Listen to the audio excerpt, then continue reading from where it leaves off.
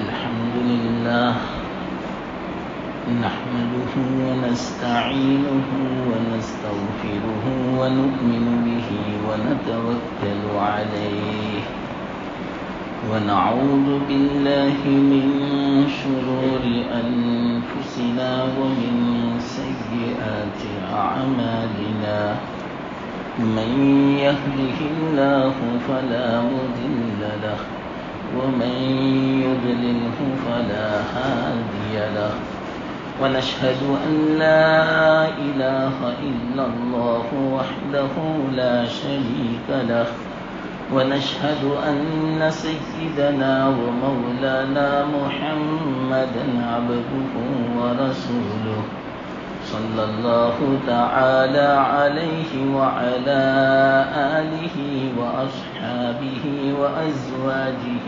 وذرياته وأتباعه وبارك وسلم تسليما كثيرا أما بعد فأعوذ بالله من الشيطان الرجيم بسم الله الرحمن الرحيم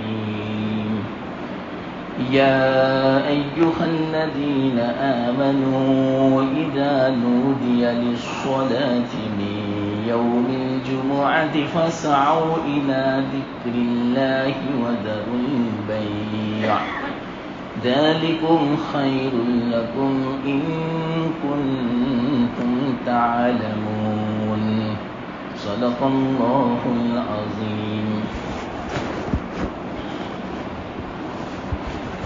محترم دوستو،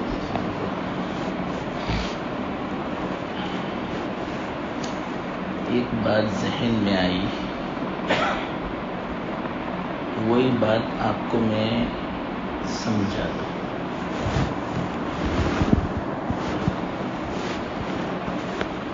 یہ کیوں ذہن میں آئی اس کی وجہ میں بتا دوں.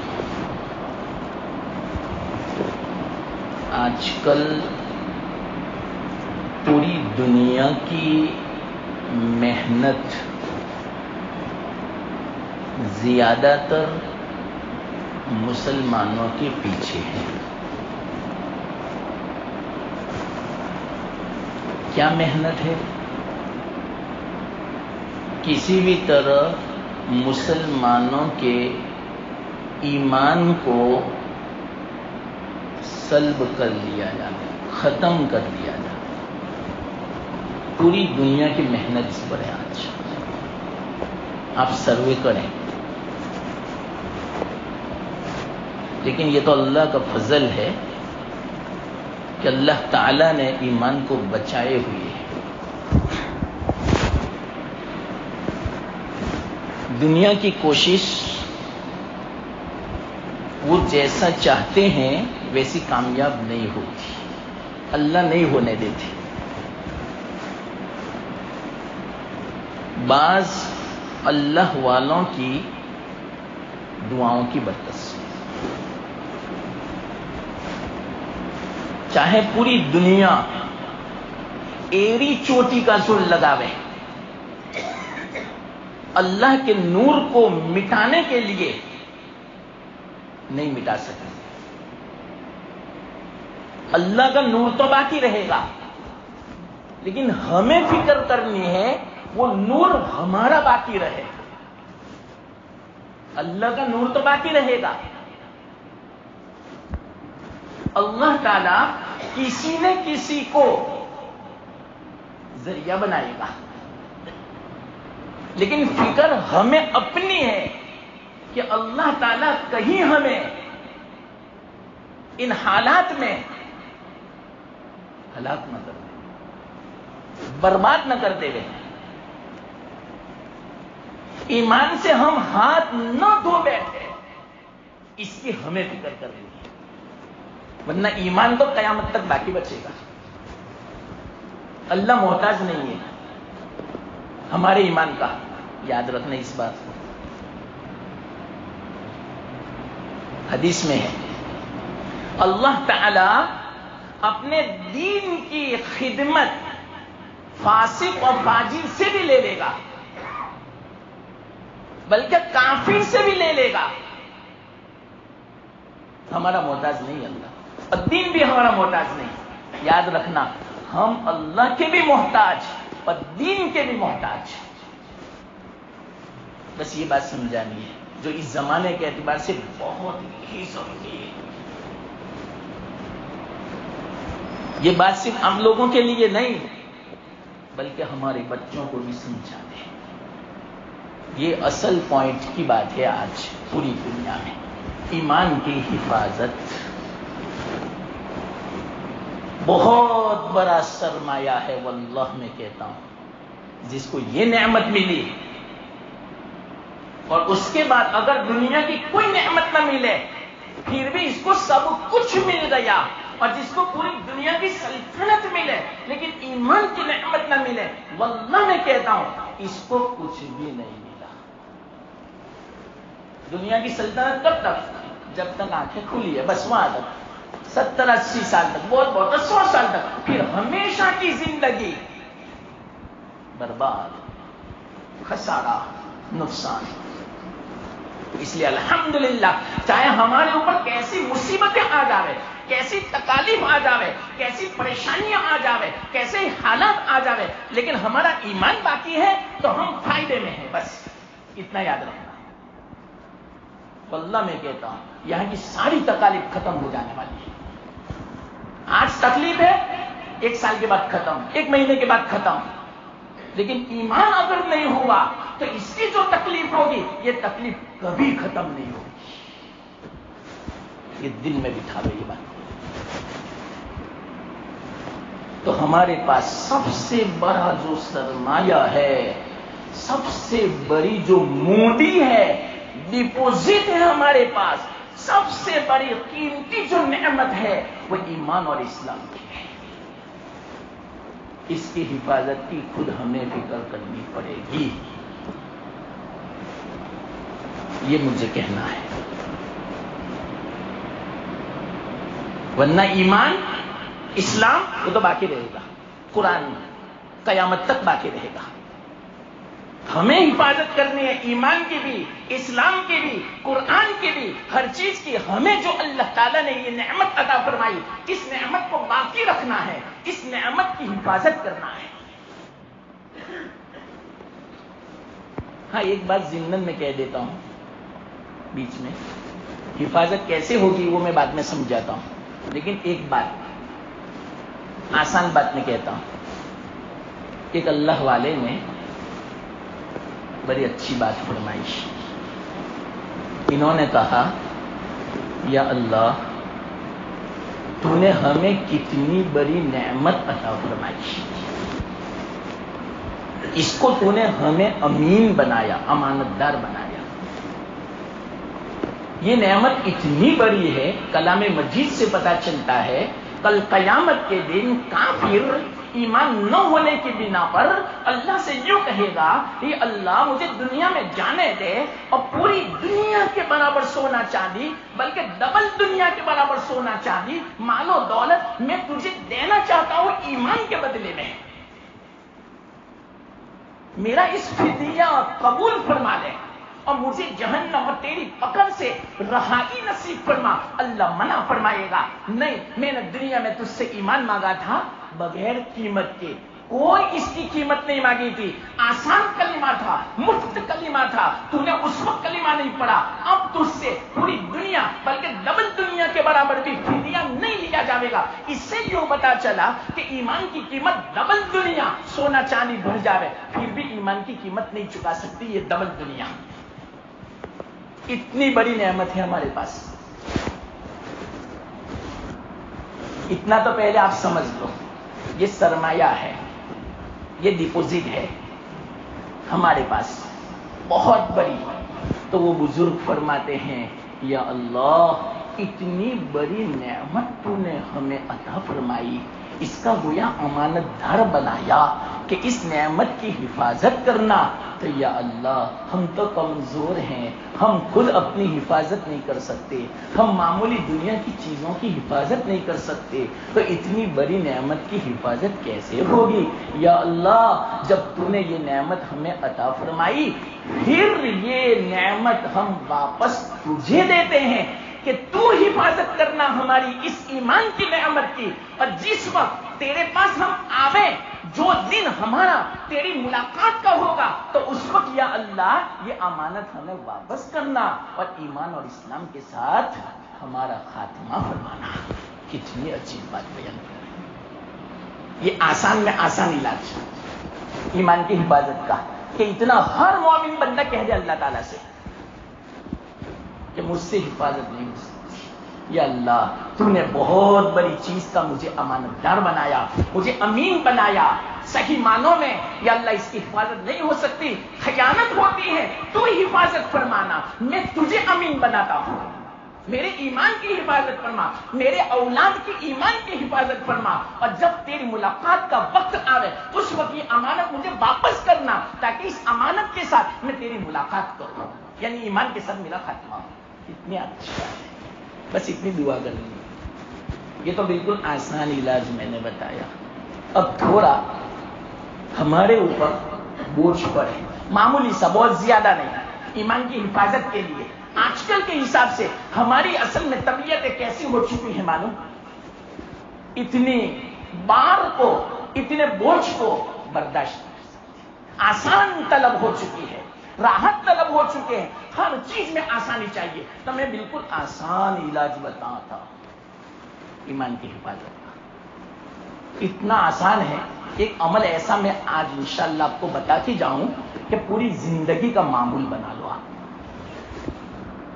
بالکل آسان علاج، بعض لوگ تو اس پر عمل کرتے بھی ہوں گے، لیکن اہتمام کے ساتھ عمل کرو، اس عمل کی عظمت دل میں پیدا کرو کہ اس کا کیا فائدہ ہے۔ معمولی فائدہ نہیں ہے، بہت بڑا فائدہ ہے، حدیث سے پتا چلتا ہے۔ کون سا عمل معلوم؟ آپ کہو گے کہ یہ عمل، لیکن عمل کرو، اپنے گھر میں کہو، بال بچوں سے کہو، ماں بہنوں سے کہو، پابندی کرے، پتہ چلنا چاہیے کہ واقعتاً ان کو فکر ہے، ان کے دل میں عظمت ہے۔ وہ کون سا عمل؟ بہت آسان ہے۔ آج جمعہ کا دن ہے، اتنا عظیم دن ہے، وہ عمل میں آپ کو بتاتا ہوں، پہلے یہ مختصر میں آپ کو سناتا ہوں۔ یہ اتنا عظیم دن ہے، اللہ کے نزدیک اس سے زیادہ بزرگ، بڑا، عظمت والا دن کوئی نہیں۔ حدیث میں تمام دنوں میں سردار اگر کوئی دن ہے تو جمعہ کا دن۔ ان یوم الجمعہ سید الایام واعظمها عند اللہ کے نزدیک سب سے عظیم، تمام دنوں میں سب سے عظمت والا، یہاں تک کہ حدیث میں آتا ہے عید الاضحیٰ اور عید الفطر اس سے بھی زیادہ عظیم دن ہے یہ جمعہ کا دن۔ اس کی عظمت پہلے تو دل میں بٹھا لو کہ جمعہ آوے یوں پتہ چلنا چاہیے بہت بڑا دن آیا، اس سے بڑا دن کوئی نہیں ہے۔ حدیث میں آتا ہے اللہ تعالیٰ نے فرمایا میں نے اپنے علم میں ازل سے ایک دن طے کر رکھا ہے عبادت کے لیے، کہ اس دن میں جو کوئی عبادت بجا لاتا ہے یہ میرے نزدیک سب سے زیادہ بہتر ہے، سب سے زیادہ عظیم ہے وہ عبادت۔ میں نے اپنے علم میں ازل سے طے کر رکھا ہے۔ ہر قوم کو میں نے کہا چلو آپ اپنے لیے کوئی دن مقرر کرو عبادت کے لیے جو میرے علم میں ہے۔ تو سب سے پہلے یہود آئے، یہود نے یوں کہا ہم سنیچر کا دن منتخب کرتے ہیں۔ اللہ نے فرمایا فیل ہو گئے، میرے علم میں یہ دن نہیں تھا۔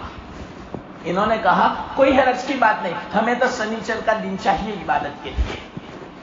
تو یہود کے یہاں عبادت کا دن سنیچر کا ہے۔ اس کی وجہ ہے کہ پوری دنیا اس کو بنانے میں 7 دن لگے تھے، لیکن 6 دن میں بنائی، 7ویں دن کچھ نہیں بنایا۔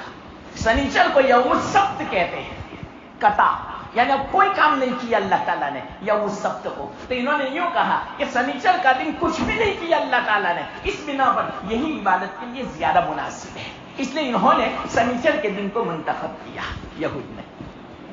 ان کے بعد عیسائی لوگ آئے، حضرت عیسیٰ علیہ السلام کا زمانہ آیا، اللہ نے ان کو بھی فرمایا چلو منتخب کرو کوئی ایک دن جو میرے علم میں ہے. یہ گویا امتحان تھا اللہ کی طرف سے کہ میں دیکھوں تو صحیح کہ کون سا دن یہ مقرر کرتے ہیں، کون سا دن یہ پسند کرتے ہیں. تو جب عیسائی لوگ آئے تو انہوں نے یوں کہا ہم اتوار کا دن پسند کرتے ہیں. کیوں کہ اتوار کے دن سے دنیا کی پیدائش شروع ہوئی، اسی لیے اس کو یوم الاحد بولتے ہیں عربی میں. یوم الاحد یعنی پہلا دن، اس لیے کہ دنیا کو پیدا کیا گیا اتوار کے دن.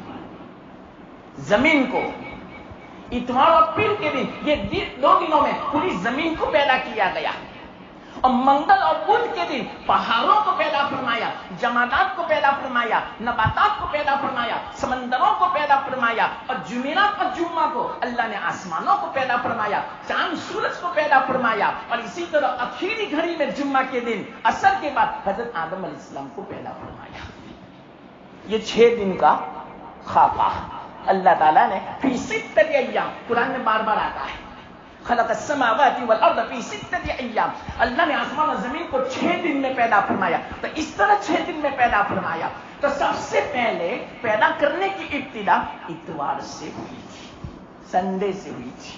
تو عیسائیوں نے یوں کہا کہ جب دنیا کی ابتدا سنڈے سے ہوئی، اتوار سے ہوئی، تو یہی ہمارے لیے عبادت کا دن. تو آج پوری دنیا میں اتوار کو چھٹی ہوتی ہے. بہت افسوس ہے کہ مسلمان بھی اتوار کو ایسی چھٹی مناتا ہے وہ اپنا دن نہ ہو. بہت افسوس کی بات ہے. ہمارا دن تو جمعہ کا دن ہے. جب یہ امت آئی اللہ کے رسول صلی اللہ علیہ وسلم، تو اللہ کے رسول صلی اللہ علیہ وسلم نے ان کو بھی انتخاب کے لیے فرمایا کہ میں نے اپنے علم میں ازل سے پہلے سے جس کی کوئی ابتدا نہیں، اس وقت سے ایک دن بہترین جو ہے عبادت کے لیے میں نے مقرر کر رکھا ہے. چلو بولو کہ امت محمدی وہ کون سا دن ہوگا؟ آزمائش امتحان ہے گویا. اللہ کے رسول صلی اللہ علیہ وسلم نے فرمایا اور اس امت نے فرمایا کہ ہم جمعہ کا دن منتخب کرتے ہیں. اللہ نے فرمایا کامیاب ہو گئے. یہ دن تھا میرے نبی سب سے زیادہ افضل ازل سے. آپ اس کا اندازہ لگاؤ کب سے؟ ابھی دنیا کا وجود بھی نہیں ہوا تھا. اللہ جب سے ہے اس وقت سے جمعہ کے دن کی فضیلت ہے. ازل سے اس دن کو اللہ تعالیٰ نے منتخب فرمایا تھا اپنے علم میں. تو اتنی زیادہ فضیلت ہے. آپ اس سے اندازہ لگاؤ. جمعہ کے دن اللہ کے رسول صلی اللہ علیہ وسلم نے ارشاد فرمایا وہ چاہے کیسا ہی وہ گنہگار کیوں نہ ہو، لیکن اگر انتقال ہو جائے جمعہ کے دن اللہ تعالیٰ اس کی مغفرت فرما دیتے ہیں، شہادت کا مرتبہ عطا فرماتے ہیں اور عذاب قبر سے اس کی حفاظت فرماتے ہیں اور قبر کے فتنے سے اس کی حفاظت فرماتے ہیں. کتنی بڑی فضیلت صرف جمعہ کے دن کے خاطر. آپ اس سے اندازہ لگاؤ.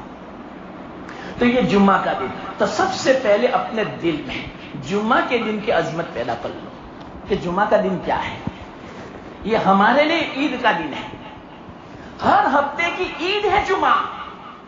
یہ اللہ تعالیٰ نے منتخب فرمایا اور اللہ تعالیٰ کو اختیار ہے. جس کو بھی سردار بناوے، جس کو بھی انتخاب فرماوے، اللہ کو اختیار ہے.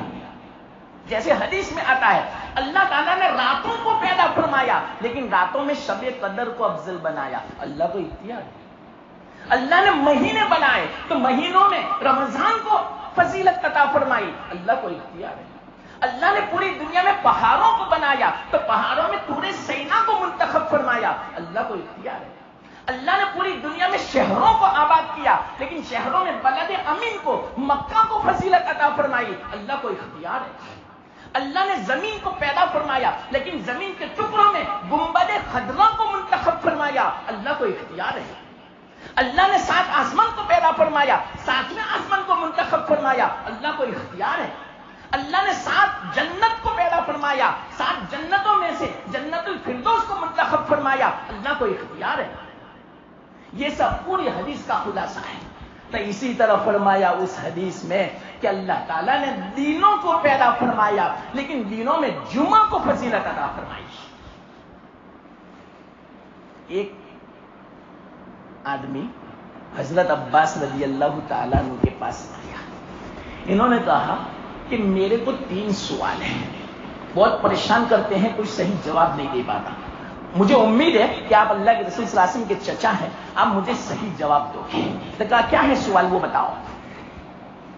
انہوں نے پہلا سوال یہ کیا کہ دینوں میں سب سے افضل دن کون سا؟ یہ پہلا سوال۔ دوسرا سوال، مہینوں میں سب سے افضل مہینہ کون سا؟ تیسرا سوال، عمل تو بہت ہے لیکن عمل میں سب سے افضل عمل کون سا؟ یہ تین سوال۔ حضرت عباس نے فرمایا دنوں میں سب سے افضل دن جمعہ، مہینوں میں سب سے افضل مہینہ رمضان، اعمال میں سب سے افضل عمل 5 وقت کی نماز جماعت کے ساتھ۔ اس سے افضل عمل کوئی نہیں۔ یاد رکھنا اس بات کو، یہ حدیث میں آپ کو سنا رہا ہوں، سب سے افضل عمل 5 وقت کی نماز۔ اور آپ کو پتا ہے 5 وقت کی نمازوں میں بھی سب سے افضل جمعہ کے دن فجر کی نماز۔ آج جو فجر گئی نا، حدیث میں ہے، طبرانی کی روایت ہے، نمازوں میں بھی سب سے افضل نماز جمعہ کے دن فجر کی نماز۔ تو جمعہ کے دن کی فجر کبھی فوت مت کرو۔ تکبیر اولا، قضا تو دور کی بات، رکعت تو دور کی بات، تکبیر اولا بھی فوت مت کرو۔ یہ ابھی عمل میں بتاتا ہوں، ایمان کی حفاظت میں آپ کو یہ سمجھا رہا ہوں نے۔ ہاں، یہ بات 2-3 دن کے بعد اس آدمی نے حضرت علی سے کہی کہ میں آپ کے چچا حضرت عباس، ان کو یہ میں نے 3 سوال کیے، انہوں نے یہ جواب دیا۔ حضرت علی تو علم کے پہاڑ تھے، علم کے سمندر تھے۔ اللہ کے رسول صلی اللہ علیہ وسلم نے ان کے بارے میں یہ پیشین گوئی فرمائی ہے۔ اللہ کے رسول صلی اللہ علیہ وسلم جس کی گواہی دے رہے علم کی، کیسا علم ہوگا؟ حضرت علی نے فرمایا اے فلانے، تو پوری دنیا کے حکما، پوری دنیا کے عقلاء، پوری دنیا کے علماء سے تو سوال کرے، اس سے بہتر جواب کوئی نہیں دے سکتا جو حضرت عباس نے دیا۔ لیکن میں اپنی طرف سے ایک بات کا اضافہ کرتا ہوں، وہ بات سنو۔ حضرت علی نے فرمایا کہ حضرت عباس نے یوں کہا نا سب سے افضل دن جمعہ کا، میں یوں کہتا ہوں سب سے افضل دن جمعہ کا تو ہے، لیکن وہ دن کہ جس دن بندہ اللہ سے ملاقات کرے تو اس دن اس کا دل نور ایمان سے منور ہو، اس سے افضل کوئی دن نہیں۔ جمعہ کا دن کہ ہے، اور ایک وہ کون سا دن؟ اللہ سے ملاقات کا دن۔ ایمان والا واقعیت اتنی بڑی نعمت ہے، میں بیان نہیں کر سکتا، بس اسی کو میں بیان کرتا ہوں ابھی فی الحال مختصر وقت کے اندر۔ پھر فرمایا حضرت عباس نے فرمایا سب سے افضل مہینہ رمضان، بالکل صحیح فرمایا۔ میں کہتا ہوں کہ سب سے افضل مہینہ وہ کہ جس مہینے میں بندے کو اللہ تعالیٰ کی طرف سے سچی پکی توبہ کی توفیق مل جاوے۔ جس مہینے میں توفیق مل گئی توبہ کی، اس سے افضل کوئی مہینہ نہیں۔ بالکل صحیح بات ہے۔ پھر فرمایا کہ آپ نے یوں فرمایا کہ سب سے افضل عمل 5 وقت کی نماز، بالکل صحیح بات ہے۔ میں یوں کہتا ہوں سب سے افضل عمل وہ ہے جس کو اللہ قبول فرما لے۔ یاد رکھنا، پوری زندگی نمازیں پڑھی لیکن اللہ قبول نہ کرے تو سب ضائع ہے۔ اس لیے اس کی فکر کرو کہ اللہ تعالیٰ میرا عمل قبول کرے، میرا بیان کرنے کو قبول کرے، آپ کا بیان سننا قبول فرماوے، ہمارا جمعہ کو آنا قبول فرماوے، ہمارا تسبیح پڑھنا قبول ہو جاوے۔ ارے ایک مرتبہ لفظ اللہ جو قبول فرما لے اللہ تعالیٰ تو ہمارا بیڑا پار ہو جاوے، کامیاب ہو جاوے آدمی۔ بعض ایسے بھی بندے ہیں جنہوں نے پوری زندگی کچھ نہیں کیا، صرف ایک مرتبہ کلمہ پڑھا، اللہ نے قبول فرما لیا، ایسا قبول فرما لیا کہ ہمیشہ کی مغفرت ہو گئی، ہمیشہ کے لیے جنت کا فیصلہ ہو گیا، ہمیشہ کے لیے جہنم کے حرام کا حکم ہو گیا اللہ کی طرف سے، ایک کلمہ قبول ہونے کی بنا پر۔ اس سے پتا چلا سب سے افضل عمل اللہ قبول فرما لے۔ اس لیے جمعہ کو معمولی مت سمجھو۔ تو جمعہ کا دن ہم کیسے گزاریں کہ جس کی بنا پر ہمارے ایمان کی حفاظت ہو، یہ اصل بات مجھے سمجھانی ہے۔ یہ بڑا اچھا موقع ہے، اور ہر ہفتے جمعہ آتا ہے مسلمان، قدر کر لو، کم سے کم ایک جمعہ کے دن کی قدر کر لو، اس کی عظمت اپنے دل میں بٹھا لو۔ یہ میرا بیان پوری زندگی کے لیے اپنے دل میں سما لو، اپنا دل نشین کر لو اس بیان کو۔ کہ مجھے کیا کرنا ہے جمعہ کا دن آوے تو سب سے پہلا عمل تو یہ ہے، جمعہ کا دن شروع ہوتا ہے کل مغرب سے، جمعرات جیسے پوری ہوتی ہے اور مغرب کی نماز غروب ہوتا ہے، جمعہ شروع ہو جاتا ہے۔ تو مغرب سے لے کر عصر کی نماز تک یہ 5 نمازیں آتی ہے جمعہ کے دن میں، اس کو تکبیر اولیٰ کے ساتھ پڑھنے کا اہتمام کرو۔ ایک تو عمل یہ بہت آسان میں نے بتا دیا۔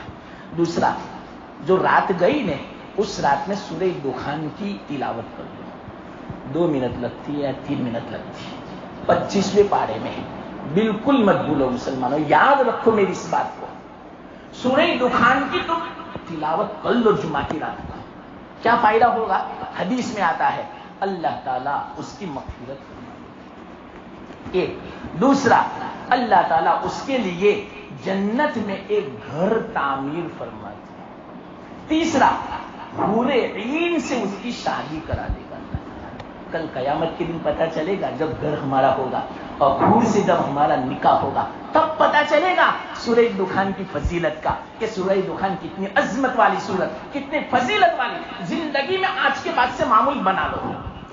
بس میرا آج بیان کرنے کا مقصد یہ کہ کوئی ایسی بات میں آپ کو بیان کر کے جاؤں کہ پوری زندگی کام آ گئی، صرف ٹائم پاس نہ ہو۔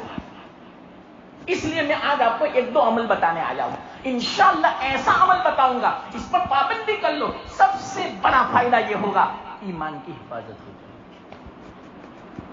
اپنے بچوں سے کہو، وہ کون سا عمل؟ وہ اب سنو۔ اللہ کے رسول صلی اللہ علیہ وسلم نے ارشاد فرمایا، جمعہ کی فضیلت تو آپ نے سن لی، جمعہ کے دن سورہ کہف کی تلاوت کر لو۔ یہ عمل کتنا آسان عمل ہے، 10 منٹ لگے گی مسلمان، 15 منٹ لگے گی۔ اگر آپ کو رات کو دن کو وقت نہ ملے تو جمعہ کے دن جلدی آ جاؤ، زوال کے وقت آ جاؤ، زوال سے پہلے آ جاؤ، سورہ کہف کی تلاوت کر لو۔ کیا فائدہ ہوگا معلوم بتاؤں میں ساری حدیثوں کا خلاصہ کہہ دوں، یاد رکھنا۔ اللہ کے رسول صلی اللہ علیہ وسلم نے ارشاد فرمایا، جو جمعہ کے دن سورہ کہف کی تلاوت کرتا ہے، اللہ تعالیٰ اس جمعہ سے لے کر آئندہ جمعہ تک اس کے ایمان کی حفاظت فرماتا ہے۔ اب آئندہ جمعہ پھر سورہ کہف پڑھیں گے، پھر ایمان کی حفاظت ہو جائے گی۔ یہ اللہ کا وعدہ ہے مسلمانوں، کتنا آسان عمل ہے۔ آج کل کے حالات تو دیکھو، میں نے شروع میں کہا پوری دنیا کی کوشش یہ ہے کہ مسلمانوں سے ان کے ایمان کو سلب کر لیا جائے، اور آج ہو رہا ہے۔ سن لو، ہمارا ذہن مرتد ہو چکا ہے، ہماری سوچ مرتد ہو چکی ہے، ہمارا عمل، ہمارا معاشرہ، ہمارے معاملات بالکل کفر کی طرف جا رہے ہیں، یہود و نصارہ کے طریقوں کی طرف جا رہے ہیں۔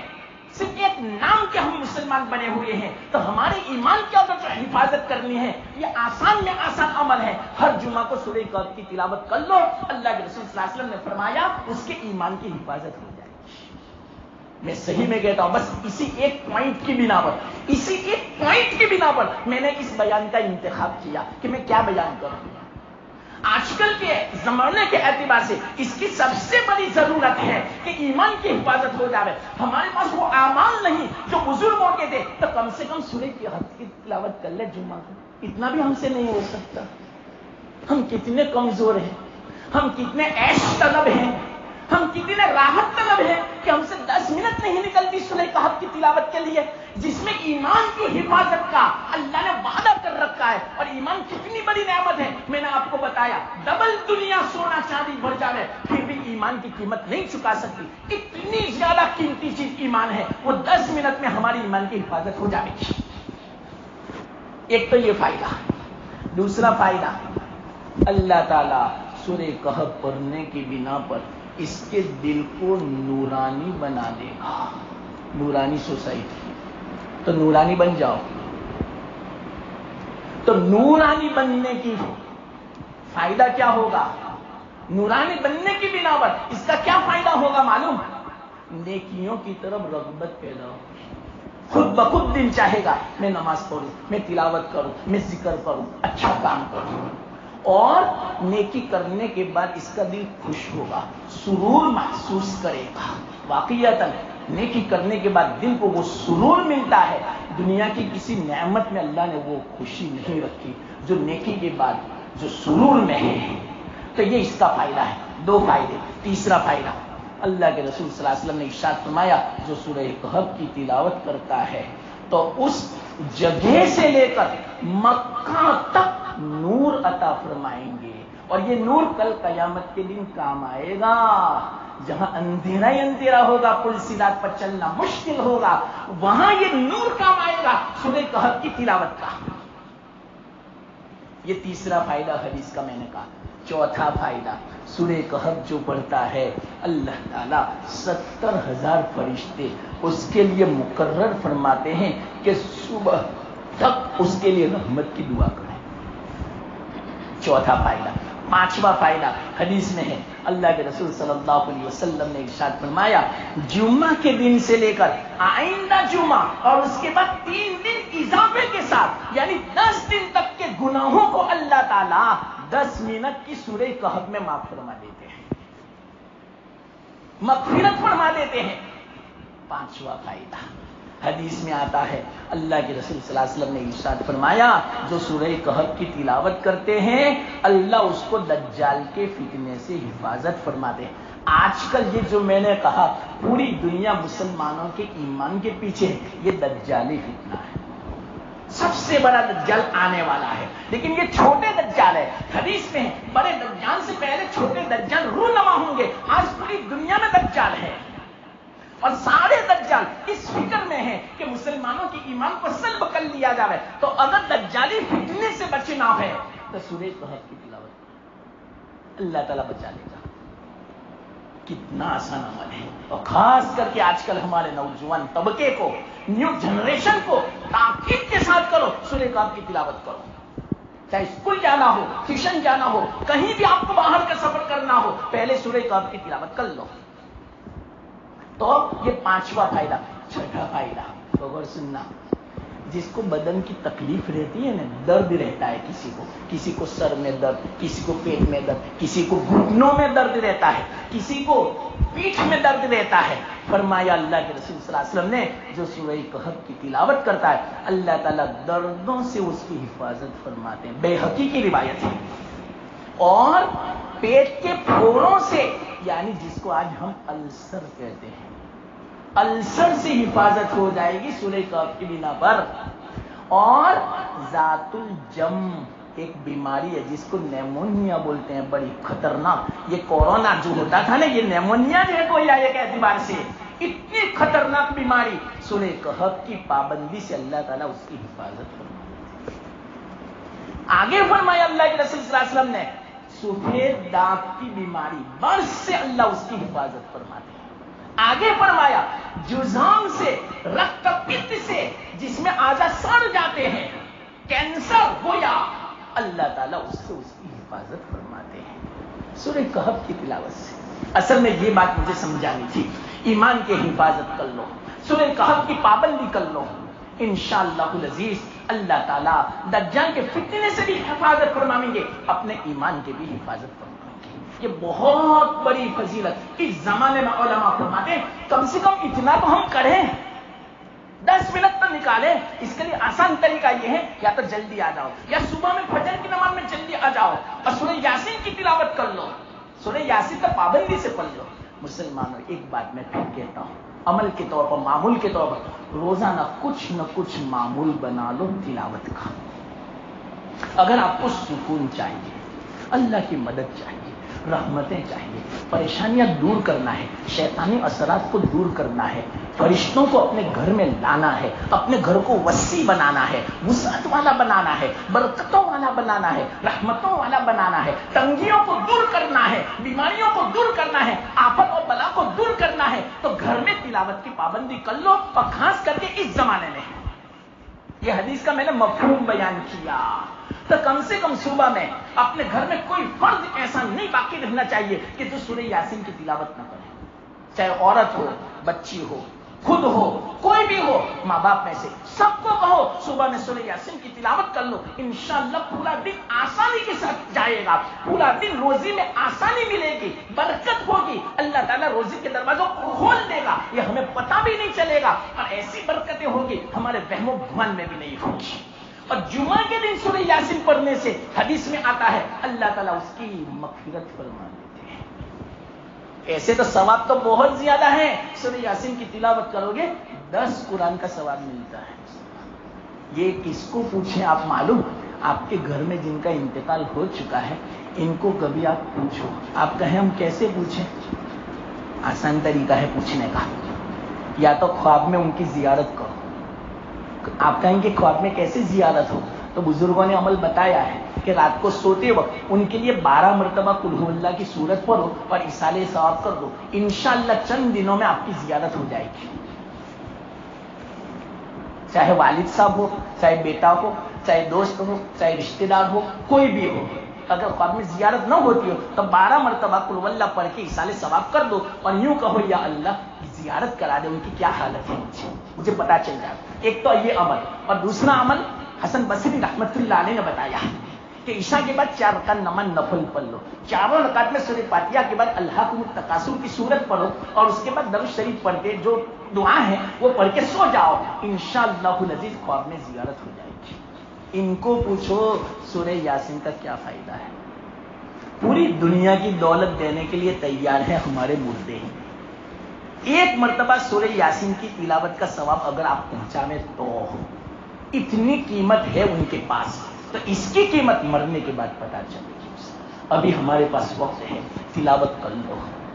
वल्लाह मैं कहता हूं, इन हालात को अगर बदलना है, कुरान को सीने से लगाओ। ये मैं पूरी तारीख का खुलासा मैं कहता हूं, और मैं नहीं कहता, गैर मुस्लिम ने तारीख का खुलासा कहा कि मुसलमानों की पूरी दुनिया में आज तक तो तरक्की हुई, और तरक्की के बाद मुसलमानों की जो तनज़्ज़ुली हुई, जो पस्ती हुई, जिल्लत हुई, रुसवाई हुई, एक ही सबब है। जब तक मुसलमानों ने कुरान को सीने से लगाया, अपनी जिंदगी में हिर्ज़े जान बनाया, जब भी मतलब कि उनका कोई भी काम होता कुरान को पेश नजर रखते, तो अल्लाह ताला ने इनको तरक्की अता फरमाई, अल्लाह ने उनकी मदद फरमाई। कदम कदम पे अल्लाह ताला ने ज़फ़रयाबी से और फतहयाबी से मालामाल फरमाया। और जब से इस उम्मत ने कुरान को छोड़ा, तनज़्ज़ुली की शिकार बन गई, जलील और रुसवा हो गई। वाक़ईतन मैं कहता हूं, कुरान को सीने से लगा लो, रोजाना 10 मिनट निकालो कुरान की तिलावत का। घर में देखना कैसा माहौल बन जाता है, सुकून का, बरकतों का, रहमतों का, और इंशाअल्लाह हमारी औलाद भी फरमा बरदार बन जाएगी। सबसे बड़ा फायदा हमारे ईमान की हिफाजत हो जाएगी। ये असल आज मुझे पॉइंट की बात समझानी चाहिए। कुरान को सीने से लगा लो, इंशाअल्लाहुल अजीज ईमान की हिफाजत हो जाएगी। मुसलमानों, बहुत बड़ा सरमाया है, बहुत बड़ी ये कीमती चीज है, इसकी हिफाजत करो। अल्लाह ताला ने जो कहने की तौफीक अता, बस ये एक पॉइंट था मेरा आज कहने का।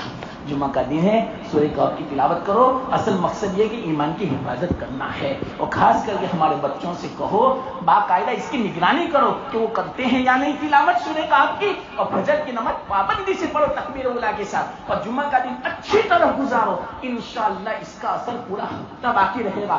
उलमा फरमाते हैं, हदीस का मफहूम है कि जिसका जुमा अच्छा पूरा हफ्ता अच्छा, जिसका रमजान अच्छा पूरा साल अच्छा, और जिसका हज अच्छा उसकी पूरी जिंदगी अच्छी। ये मेयार है, पूरी जिंदगी अच्छी बनानी है। अच्छा हज करो, गुनाहों से बचा हुआ, एक एक अल्लाह का हुक्म पूरा करो, रमजान अच्छी तरह गुजारो, पूरा साल इसकी बरकतें, इसकी रहमतें आपको मालूम पड़ेगी, और पूरा साल इसका असर बाकी रहेगा। जुमा अच्छा गुजारो, नमाज की पाबंदी के साथ, तिलावत की पाबंदी के साथ, जल्दी जुमा को आने के साथ, इंशाअल्लाह पूरा हफ्ता अच्छा होगा। आप इससे अंदाजा लगाओ। एक हदीस सुनाकर मैं अपनी बात पूरी करता हूं। जुमा के दिन की फजीलत कितनी जबरदस्त है, ऐसी फजीलत की हदीस शायद कोई दूसरी नहीं है। अल्लाह के रसूल सल्लल्लाहु अलैहि वसल्लम ने इरशाद फरमाया, जो जुमा के दिन 6 काम कर ले, 6 काम, कौन सा मालूम? गिनना। सबसे पहले गुस्ल करे, जुमा का गुस्ल, जुमा की नीयत से गुस्ल करे, एक।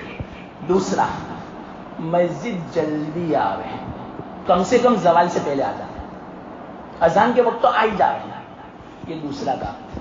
तीसरा काम, पैदल आवे, गाड़ी में नहीं, पैदल आवे, तीसरा काम। चौथा काम, इमाम से करीब बैठे, पहली सफ में जगह हो तो पहली सफ में बैठे, ये इमाम से करीब बैठना है। चौथा काम, इमाम जब खुतबा दे इसको गौर से सुने, समझ में आवे या ना आवे सुनो, 5वां काम। छठा काम, कोई लघु काम न करे, बेकार काम न करे, कोई बात भी न करे, خاموش بیٹھے. یہ 6 کام کرے.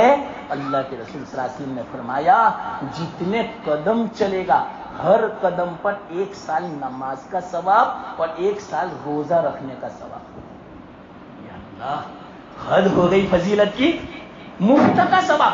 100 قدم چلے 100 سال کا ثواب ملے گا نماز پڑھنے کا. مسلسل 100 سال تک کوئی نماز پڑھے کتنا ثواب. اتنا ثواب صرف 100 قدم چلنے میں 2 منٹ میں ملے گا. یہ جمعہ کی بنا پر ہے.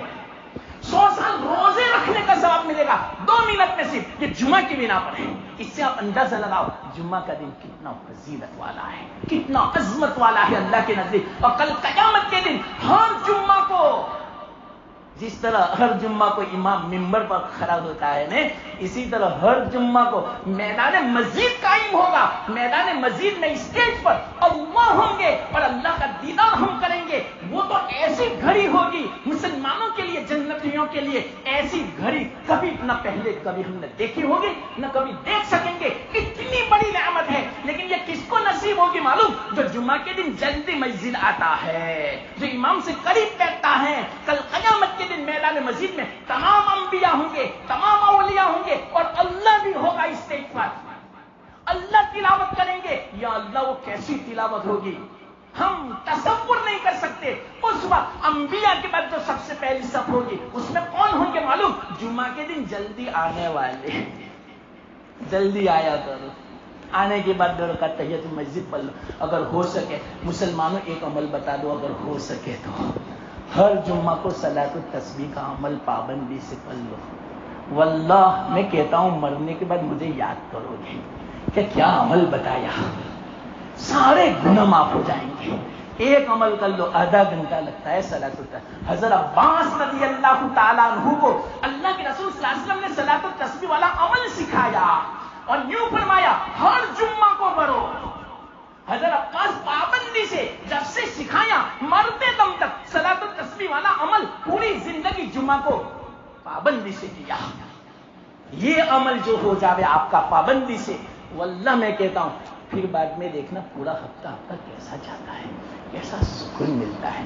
گناہ سب معاف, چاہے قصدن گناہ کیے ہو, بھولے سے ہوئے ہو, نئے ہو, پرانے ہو, خلوت کے ہو, جلوت کے ہو, دانستہ ہو, نادانستہ ہو, چھوٹے ہو, بڑے ہو, سارے گناہ معاف آدھے گھنٹے میں.